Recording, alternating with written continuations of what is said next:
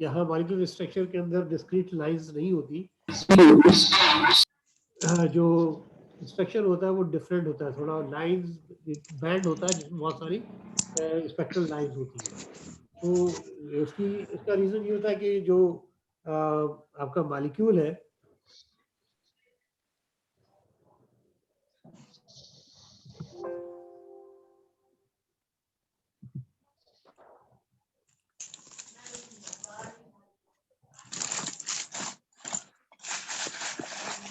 Sir एक mic बंद करवा दे सबका, सर शोर आ रहा है बहुत।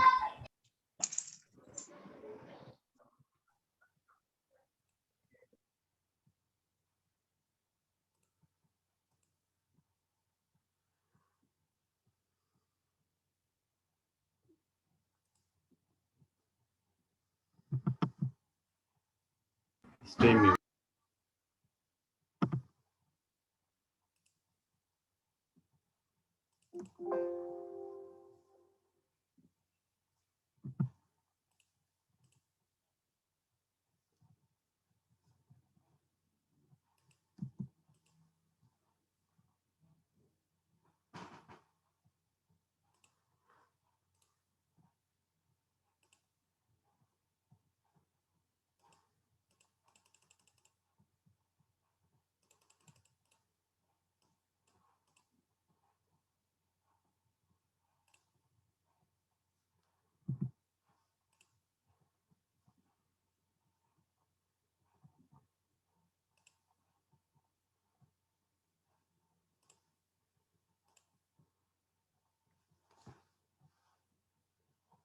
Okay, so molecule जो है, what is molecule?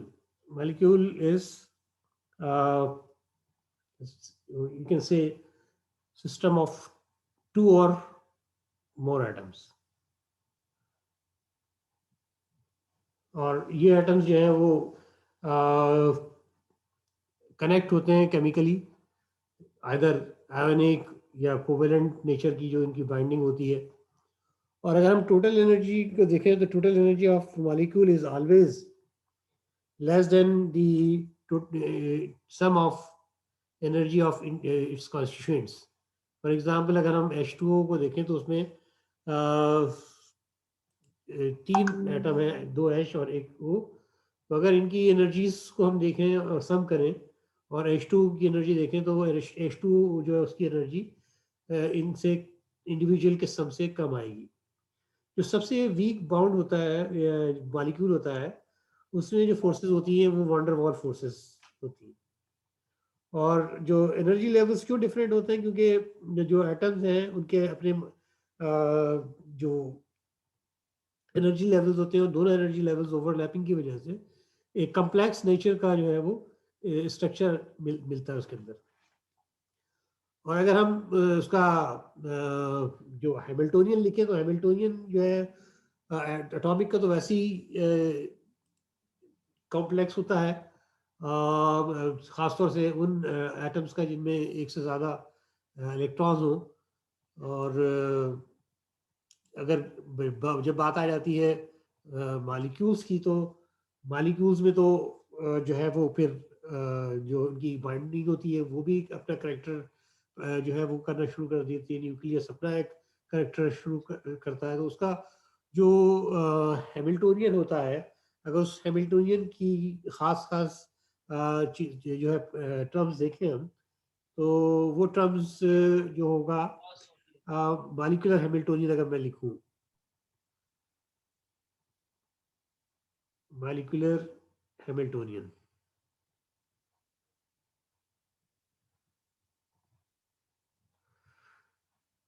तो जो मॉलिक्यूलर हैमिल्टोनियन होगा वो है H, this is the molecular Hamiltonian, and it is equal to, the first term is P alpha square divided by 2m, and this is definitely kinetic term, and or you can say this is kinetic energy of operator of all the nuclei, है ना, या for nucleus कर लें आप।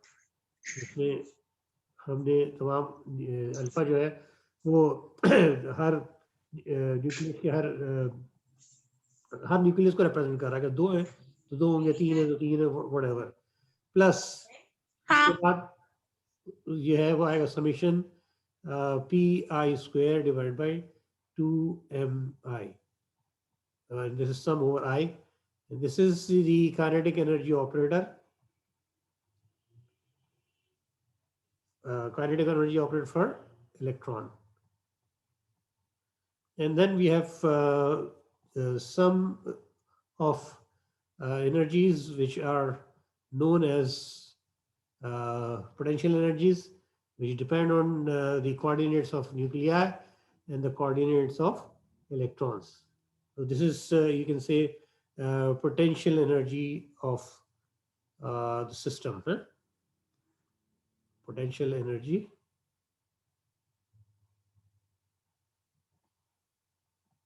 operator of the system, of the system. तो जब हम इसको श्रोडिंगर इक्वेशन को सॉल्व करते हैं तो श्रोडिंगर इक्वेशन में जो चीज़ आती है वो जो पोटेंशियल है वो सबसे सिंपलेस्ट हाइड्रोजन एटम का होता है। तो हाइड्रोजन एटम को सॉल्व करना बड़ा आसान हो जाता है। या ये ऐसे सिस्टम जिसमें सिंपल जो पोटेंशियल है वो एक टर्म पे जो है वो एक potential consists of single term. For that particular system, it is very easy to solve Schrodinger equation. But when you have potential which have multiple terms, like in case of molecule, we have potential that depends on the coordinates of nuclei and the coordinates of electron. It is equal to summation of the E square over Rij. And this is the Coulomb attraction between electrons. We have sum over I, and I is less than J. This is known as Coulomb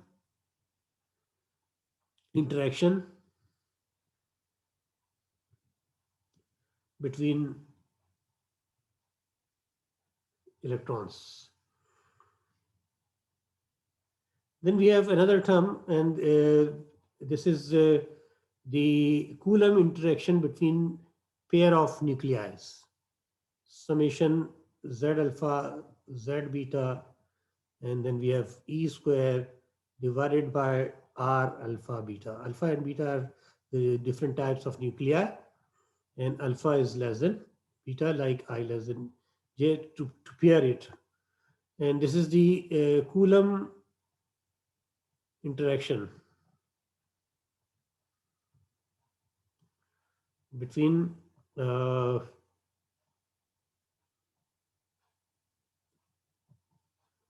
all pairs of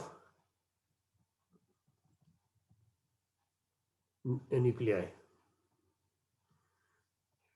Then we have another term, which is Z alpha E square divided by I R I alpha. And what is this? This is a term in which we have double sum over I and alpha. And this is actually the Coulomb interaction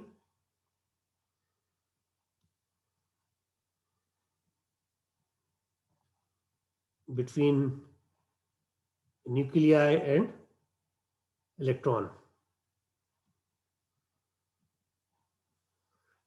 तो अब अगर ये potential आप इस जगह पर put कर दें तो आप देख लीजिए कि हैमिल्टोनियन जो है वो बहुत ही ज़्यादा कॉम्प्लिकेटेड हो जाएगा।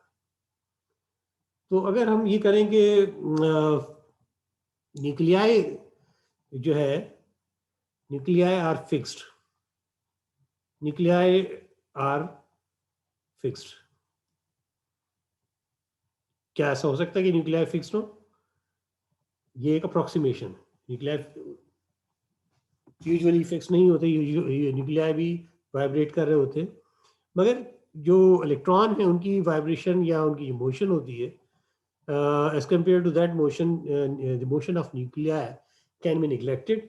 And if you neglect the motion of nuclei, then the first term, that is the kinetic energy term of nuclei, will be will contribute nothing in this Hamiltonian.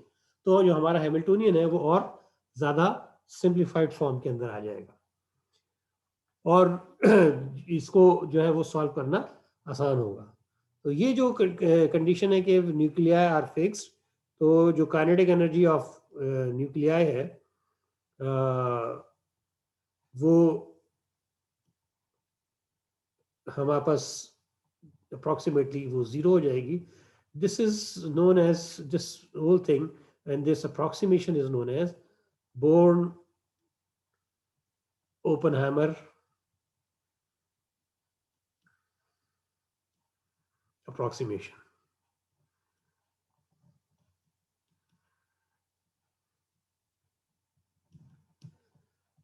ठीक है, तो ये बोर्न अप्रोक्सीमेशन की वजह से क्या होता है कि जो आपका सिस्टम है वो बड़ा सिंप्लीफाइड फॉर्म में आ जाता है और जो हैमिल्टोनियन है उसको हम आसानी से जो है वो वेरिएबल सेपरेबल करके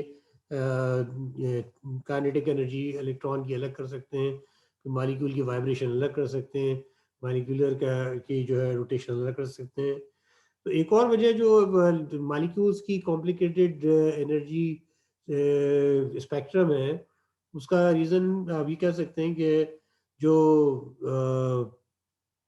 न्यूक्लियाई है उसमें न्यूक्लियाई के अंदर जो डिग्रीज ऑफ फ्रीडम है वो बहुत ज़्यादा होती है as compare to single electron का जो सिस्टम होता है या एटॉमिक जो सिस्टम होता है.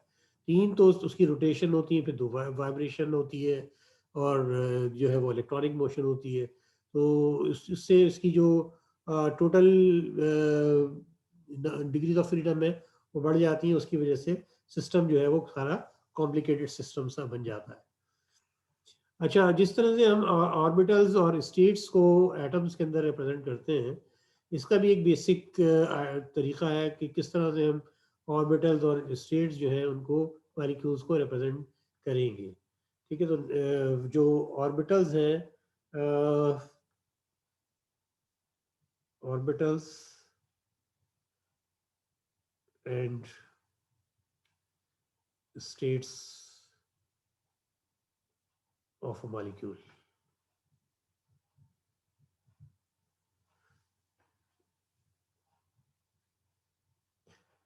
जैसे तुमने देखा होगा कि जो उसमें हम रिप्रेजेंट करते हैं स्मॉल एस और small S P D F orbital के लिए लिखते हैं और capital S, capital D, capital P, capital D F etcetera we write for states. So similarly, what we do, we write sigma pi and delta etc. These are the orbitals and these are electronic orbitals and these corresponds to ml values 0, 1, 2 and so on. ठीक है, अगर इसके साथ u लिखा हो, u sigma g या पाई u and pi g, तो ये जो होता है ये जर्मन वर्ड है गेरार्ड एंड उनगेरार्ड. ठीक है, तो जो u है that stands for odd orbitals या ऑड पैरिटी के लिए यूज होते हैं. तो ऑड पैरिटी की जो ऑर्बिटल्स होंगे वो u से प्रेजेंट करेंगे और जो इवन पैरिटी के होंगे वो जो ऑर्बिटल्स होंगे उनको हम सबस्क्रिप्ट g से रिप्रेजेंट करेंगे. ये इवन पैरिटी के जो है वो है. ठीक है, तो टोटल एंगुलर मोमेंटम जो आप देखते हैं वो टोटल एंगुलर मोमेंटम जो है उसको हम कहते हैं कि रिप्रेजेंट करते हैं एल से. This is total angular momentum. और इसके जो कंपोनेंट्स होते हैं मैग्नेटिक फील्ड्स के अलोंग, वो पता होंगे आप लोगों के L, L-1 and so on up to -L. और इससे जो स्टेट्स हम निकालते हैं, स्टेट्स के लिए हम डिफाइन करते हैं एक और लेटर जिसे हम कहते हैं delta, which is equal to absolute value of ml. So ml it takes values from L to 0. Lambda की जो वैल्यूज होती हैं, कैपिटल लैम्डा है ये, उसकी वैल्यूज होती हैं 0, 1, 2, 3 एंड सो ऑन. तो 0 का मतलब s, मगर यहाँ s नहीं लिखेंगे, यहाँ होगा सिग्मा. 1 का मतलब पाई, पी जो है वो इलेक्ट्रॉनिक सिस्टम के लिए लिखते हैं, मगर यहाँ हम लिखेंगे इसके लिए पाई. इसी तरीके से फिर d है तो यहाँ डेल्टा होगा, इसी तरीके से यहाँ f है तो यहाँ फाई होगा. तो ये जो है ये आपके पास स्टेट्स हैं, ठीक है ना, ये है स्टेट्स कैपिटल में, और स्मॉल में जो है वो ऑर्बिटल्स को रिप्रेजेंट करेंगे. और जो एस सिग्मा है वो निकलेगा एस से. एस क्या होगा? एस होगा total spin, S is total spin, ठीक है. तो सिग्मा क्या होगा? सिग्मा जो होगा वो उसका z कंपोनेंट होगा, एस जेड. तो मल्टीप्लिसिटी कैसे कैलकुलेट करते हैं? 2s+1, ये मल्टीप्लिसिटी वही सारी चीज़ें जो आप वहाँ करते थे, थोड़ी सी इसमें है वही, मगर थोड़ी सी नोटेशन इसमें चेंज है. वहाँ हम डिफाइन करते थे जे जो है वो होता था vector sum of orbital and spin values. तो यहाँ क्या होगा? यहाँ होगा लैम्डा, लैम्डा कैपिटल ये वाला है, lambda plus sigma, lambda plus sigma -1, lambda plus sigma -2 and so on, mod of lambda minus sigma mod whatever is greater. इस तरीके से जो है वो हम इसकी क्लासिफिकेशन कर लेंगे जो भी होगा. तो सर इसके सामने प्लीज वो जो नोटेशन आप बता रहे हैं j = तो ब्रैकेट में लिख दें ताकि हम रिजेंबलेंस में याद रहे. आवाज तुम्हारी जिससे ज्यादा तुम्हारे जो है वो तुम्हारा हॉर्न बज रहा था, आवाज तुम्हारी कम. सर ये रिक्वेस्ट कर रहा था कि आपने ये जो j लिखा है ना, j = जो भी सम है, तो ब्रैकेट में वो रेफरेंस डाल के लिख दें ताकि वो सबको याद रहे. ठीक है. ये देखो, ये जो है इसमें s जो है ना यहाँ पर जो है ये वही स्पिन की तरह है ये भी, ठीक है. यहाँ पर ये वाला जो है ये स्पिन कंसीडर होगा, जैसे उसमें स्पिन था s, और ये जो ये वाला है ये l की तरह कंसीडर होगा, और इनको ऐड करते थे जब हम, तो इससे हमें मिलता था j. तो ये j जो है वो ये होगा सिग्मा, यानी जो j था, j होता था, याद होगा j क्या होता था? It is vector sum of l and s. So it angular momentum, lambda and sigma, ठीक है. तो अभी हम जो आगे स्लाइड्स जो देखोगे तुम, इसमें हम देखेंगे कि डायटोमिक मॉलिक्यूल हो, तो डायटोमिक मॉलिक्यूल में जो एनर्जी लेवल्स होते हैं वो किस तरह से होते हैं, उनमें ट्रांजिशन जो है वो किस तरह से होती है. तो जो चीज़ जो भी रिलेटेड चीज़ होगी अभी वो रिलेटेड होगी स्पेक्ट्रा ऑफ डायटोमिक मॉलिक्यूल.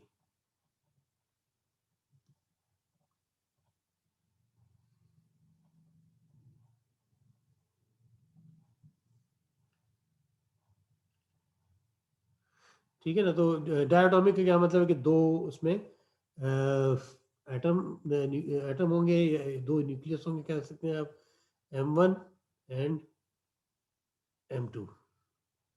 तो सिमिलर भी हो सकते हैं और जो है वो डिसिमिलर भी हो सकते हैं. This is the line joining their nuclei, and then we have a line which is perpendicular to the line joining the nuclei, and this is known as axis of rotation.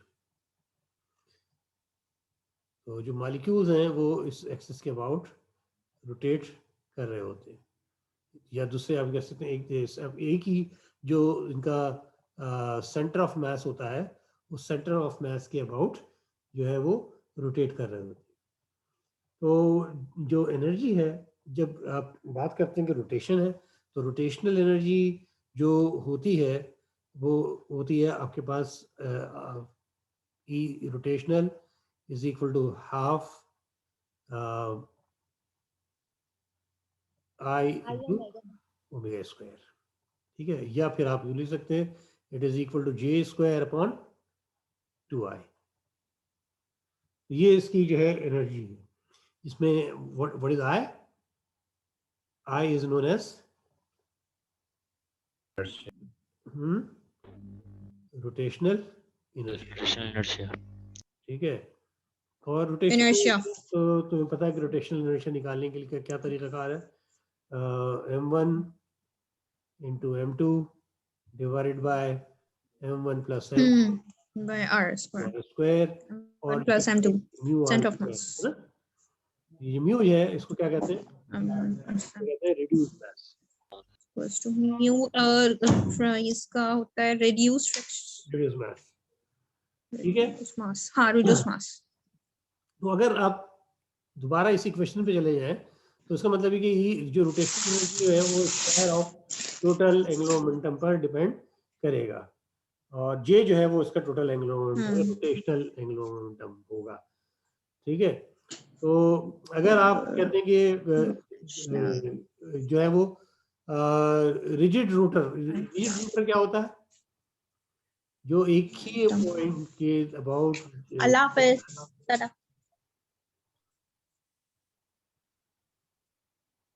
ठीक है। Rigid rotator या rigid rotor कर लें आप, तो उसमें जो ई है वो अगर हम कैलकुलेट करें इसी फॉर्मूले से, तो जो जे स्क्वायर है वो जे स्क्वायर की आइगन वैल्यूज हमें डालना पड़ेंगी इसमें, और जे स्क्वायर की आइगन वैल्यूज क्या होती हैं? J into J plus 1 into H square divided by 4 pi square, और 4 वहाँ ऊपर देखो 2 मौजूद है पहले से, तो हम यहाँ पर 8 pi square into mu into R square, ये म्यू इंटू आई स्क्वायर जो है वो आई की जगह पर ये वैल्यू डालिए, तो ये आपके पास जो है वो एनर्जी बन जाएगी। और इसमें जो जे है वो जे जो है उसकी वैल्यूज होंगी 0, 1, 2 एंड सो ऑन, ठीक है। तो ये जो एक्सप्रेशन है इसमें अगर आप देखें तो जो एनर्जी है वो एक तरह से प्रोपोर्शनल नज़र आ रही है किस चीज़ के? जे स्क्वायर के, क्योंकि या आप ये कह सकते हैं क्वाड्रेटिक है ना, ये जे स्क्वायर प्लस जे, तो एक क्वाड्रेटिक फंक्शन बनेगा। और आप ये कह सकते हैं कि जो एनर्जी है वो दो इसमें चीज़ें आपको नज़र आ रही हैं कि डिस्क्रीट है एक तो, और दूसरा जो इंक्रीज हो रहा है वो क्वाड्रेटिकली हो रहा है ना, इंक्रीज इज क्वाड्रेटिकली।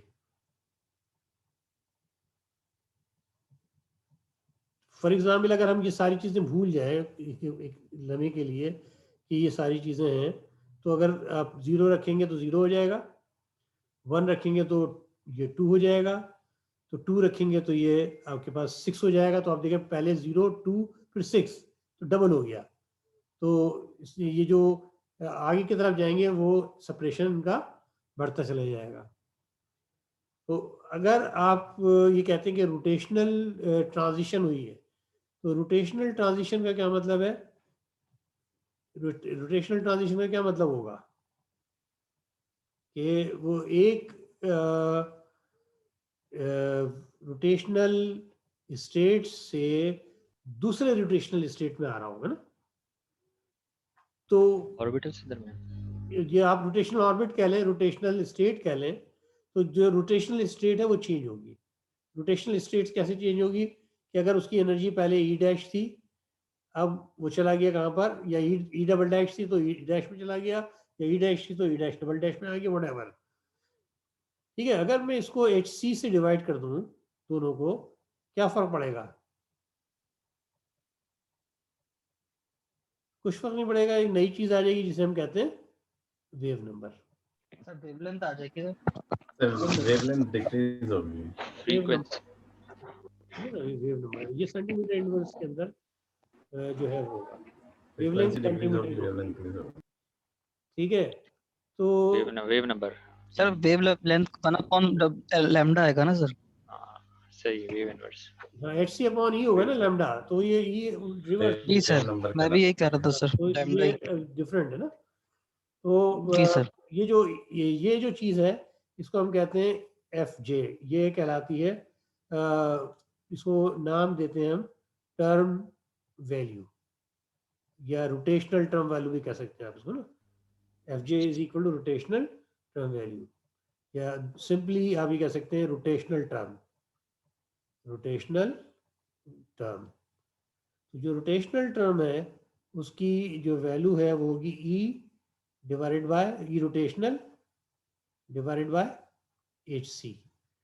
तो अगर मैं यहाँ देखूँ तो ये न्यू बार जो है मेरा, वो असल में मेरे पास इस तरह से है कि मेरे पास एक रोटेशनल टर्म है जिसमें आपके पास जे डैश है,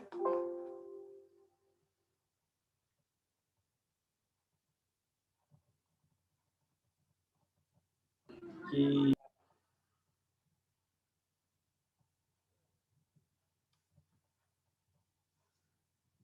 सारा जो है वो चला गया। वही मैं चीखा था सर पीछे से कीप। चलो कोई बात स्टार्ट हो गया। सर वो न्यू लिंक शेयर करेंगे आप? वीडियो में तो होगा, ठीक है ना, नो प्रॉब्लम, वीडियो में तो होगा जी ही, सर वीडियो में होगा। ठीक है। सर आप उसके आगे से कन्वर्ट, आगे से शुरू कर लें। हाँ उधर से शुरू करते हैं इसको। अच्छा अभी मुझे नहीं पता ये रिकॉर्डिंग हो रही है या नहीं हो रही। नेक्स्ट रिकॉर्डिंग लिंक हो रही शेयर कर है, दें। रिकॉर्डिंग हो रही है। हाँ, चलो रिकॉर्डिंग हो रही है सर। चलो देखते हैं, चल जाओ। स्क्रीन नहीं दिख रही बस।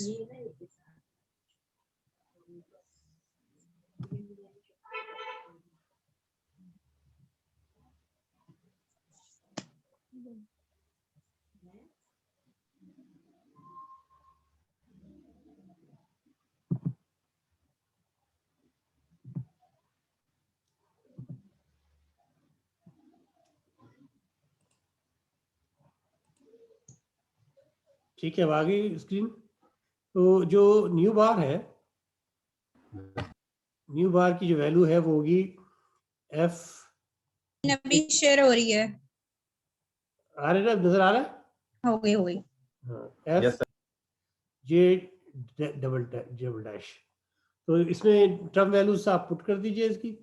जो इसकी वैल्यू है वो है B time J dash into J dash plus one. अब सवाल ये पैदा होता है कि इससे पहले हमने एक जो है ये बताना था कि जो बी है वो जो एफ जे था वो क्या था। एफ जे हमने लिखा था ना, वो लिखा था ई अपॉन एच सी, और ई क्या था?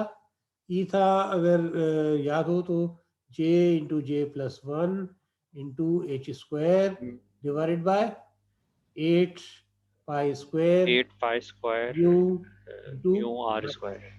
अगर अब इसमें एक सी भी आ गया है और एक एच इसमें से कट जाएगा क्योंकि नीचे एच एक एच है, तो ये सही है। बनेगा J into J plus one H divide by 8 pi square into. अब अगर मैं ये पूरी चीज, सर सॉरी काट रहा हूँ, ये एच कट होगा मेरे ख्याल से। नहीं एच है, पाई लिख दिया ना नीचे, ठीक है। तो ये वो जो पूरी चीज मैंने बनाई है, ये पूरी चीज जो है इसको हम कहते हैं बी, और ये कहलाता है आपके पास rotational constant.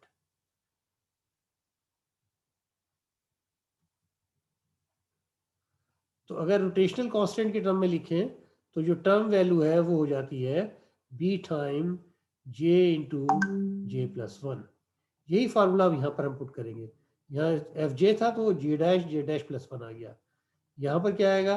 B time J double dash into जे डबल डैश प्लस वन। तो इस तरह से हम जो है वो इसमें देख सकते हैं। डेल्टा जे जो है वो देखते हैं हम क्या होगा। डेल्टा जे जो है उसकी वैल्यू जो है वो अगर हम ले लें सिलेक्शन रूल्स कहलाते हैं। डेल्टा जे जो है प्लस माइनस 1 और 0 होगा, तो अगर डेल्टा जे जो है 1 के बराबर हो, इफ, तो इसका मतलब ये कि जे डैश माइनस जे डबल डैश जो है वो किसके बराबर है, 1 के बराबर है। तो जे डैश जो है वो हो जाएगा जे डबल डैश प्लस 1, ये इधर आ जाएगा। तो जो आपका वेव नंबर है वो हो जाएगा एफ टाइम जे डैश, मगर जे डैश तो चेंज हो गया, वो हो गया J double dash plus 1 minus F time F of J double dash. अब ये जो है फॉर्मूला यहाँ से ले लीजिए आप, ये हो जाएगा B time J, but J is J double dash plus 1 into J plus 1 mean J double dash plus 1 mean 2 minus B time J double dash plus 1। और इसमें से अगर आप J double dash plus 1 common ले लें तो आपके पास जो चीज़ बचेगी वो बचेगी 2b। तो अब देखिए, अगर आपके पास वेव नंबर सारे मौजूद हों और आपको पता हो कि ये जो ट्रांजिशन है वो delta J is equal to 1 के लिए है, तो उन तमाम वेव नंबर को प्लॉट कर लीजिए जे डबल डैश के उसमें, और आपके पास जे डबल डैश और न्यू बार के साथ उसको प्लॉट कर लीजिए, तो आपके पास एक स्ट्रेट लाइन आएगी, ठीक है। और उस स्ट्रेट लाइन का जो स्लोप होगा, स्लोप जो होगा उसका वो क्या होगा, वो होगा slope is equal to 2b। इस तरह से किसी भी डायटोमिक मॉलिक्यूल का b फाइंड किया जा सकता है, जो कि उसका रोटेशनल कांस्टेंट होगा।